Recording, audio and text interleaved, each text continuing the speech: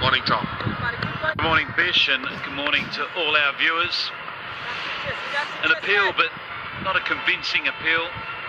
Dunk looking for that sweep again, just hitting him outside the line of off stump.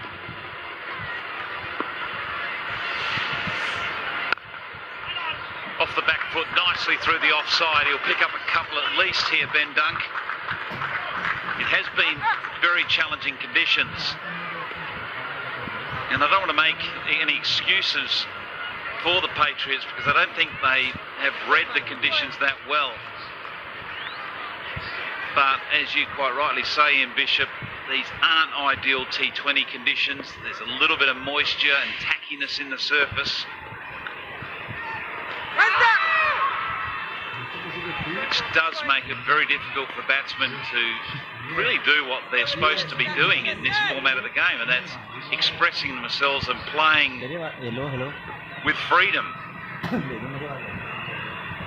The ball just sitting in the wicket, it's very hard to go through and play your shots knowing you can keep it along the ground or control it.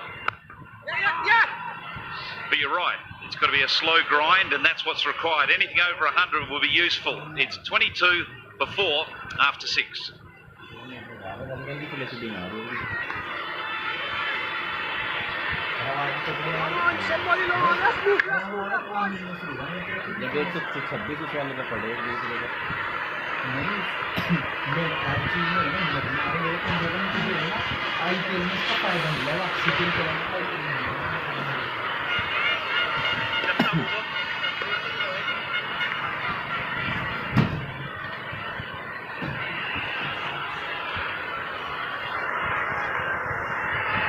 It's almost been traumatic for Patriots fans watching that first power play. Guardian live power play, even the umpire is having a smile. The bowlers, Zari Khan is into the attack. Now I want to talk, I think we agree on conditions and approach so far. I want to talk about process now going forward for the Patriots. Zari Khan back into the lineup. He should enjoy the conditions, but it's the one bad ball and over that it gives you that you have to look out for on average. How do the Patriots then play this? Because do they, as an option, look to work, wait for boundary balls and then see where they are going into the last 5? Or have a total in mind? Well, I think the last thing you need to be thinking is looking for boundaries, because I think it's very difficult on this surface to play those type of strokes that give you the boundaries. It's a very high risk strategy. An appeal, but outside the line, one would have thought.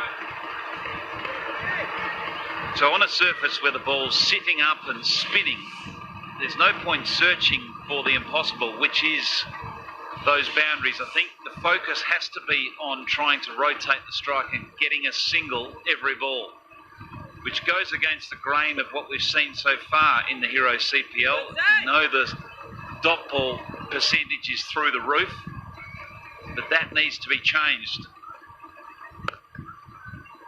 if you're going to achieve a competitive score.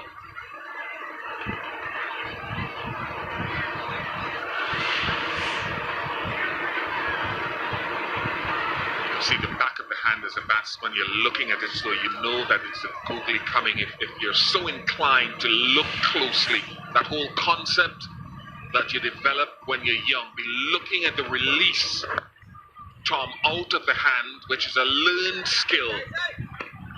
The more of the back of the hand you see, what we were informed would be the googly. Zahir Khan is one of the hardest spinners to read. You speak to any player or coach around, they will agree with that. I was having a chat with Andy Flower at the toss, at the pitch report, and one thing that he said, he felt Zahir was incredibly difficult to read, and if he's saying it as one of the best players a spin that certainly I've seen in our generation, it means that he is a handful. Was he trying to puff up his player? Brought him back into the side for this game. Yeah, so he's giving him a bit of confidence. 7 gone is 26 for 4.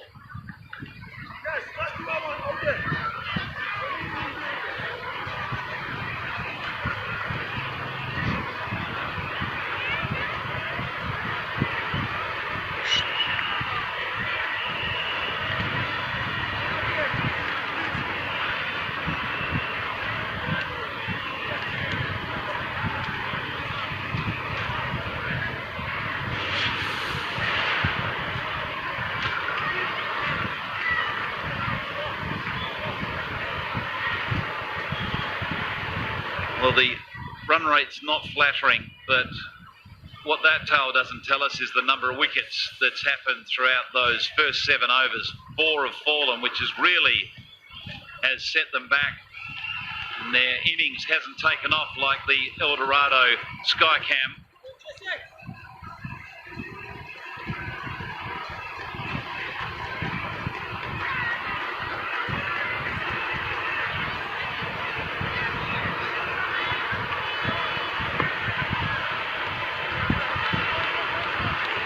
We're talking about spin and about reading spin. You know, there's 3 things you need to look out for. Firstly, you look at the hand, which is what we discussed. In the air, but safe.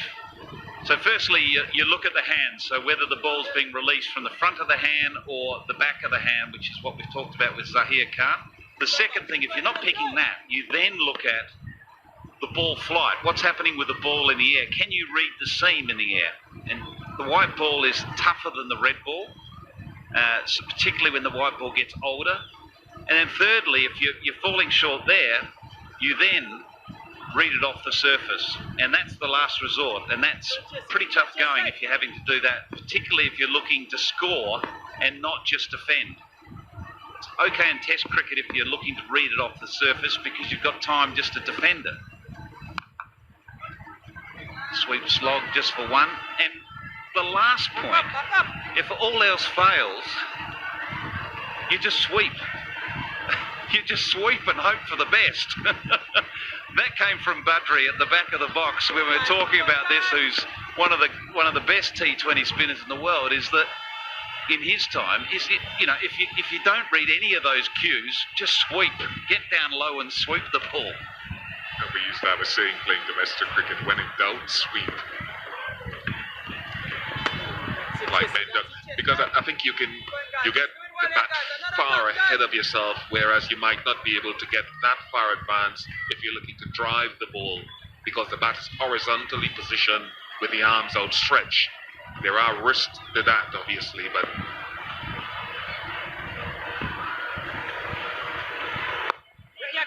there are risks, but they're like any shot you play, your technique in executing it is so important. The ball before, which Ben Dunn missed, the reason he missed it, in my view, was that he wasn't down low enough and wasn't out in front of himself enough to be able to collect the ball that he was trying to sweep away. He just came out of the shot a little bit early, which you can do when you're driving the ball as well. You can come out of your drive a little bit earlier, and therefore you're finding that outside edge and feeding the slips.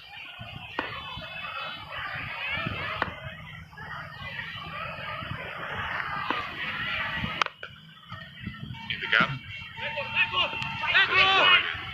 So there's a slog sweep, for example, and then there's the paddle sweep. You have more control, do you, with the paddle than the slog if it's bouncing and turning? Well, there's 3 sweeps. There's the paddle sweep, which you talk about, which is the one that goes to 45 and finer. And then there's a conventional sweep, which will go out to deep backward square. And then there's a slog sweep, which you're looking to hit in front of square.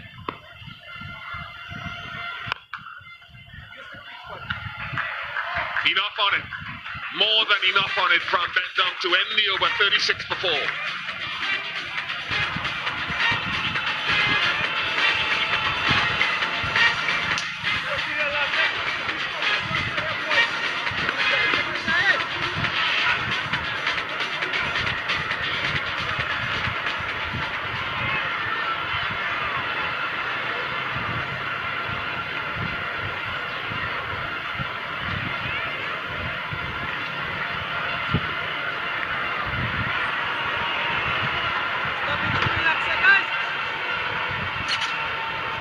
Nice strike down the ground to end the last over from Ben Dunk.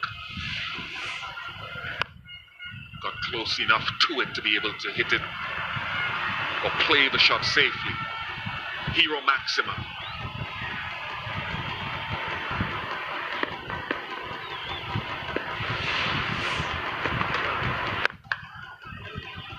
Yeah, we were talking sweeps and then go back in time to someone you know, Mike Hussey, or maybe Brian Lara, whose name adorns the pavilion, and they used to play, Lara used to play a lot of wide swing handle sweeps to exhibit control and just turn the strike over. Yeah, well, he was a genius against spin. He's one of the best players, certainly in his time, if not all time, in playing spin. Speaking to Matai Muraliduran, the Sri Lankan great, he would put Lara as his toughest opponent. And a lot of that was to do with he could manipulate the strike, and through his sweeping, Lara could, as you say, paddle sweep, get it fine, then he'd play the other two sweep shots. So therefore it challenges the bowler and the captain constantly to field placements, because they can't pin that batsman down for a number of balls.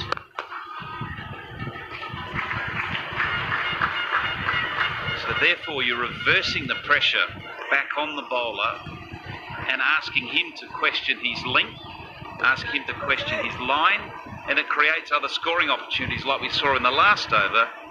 With the length that was offered to Ben Dunk, it was full enough for him to be able to bunt that straight down the ground for a 6.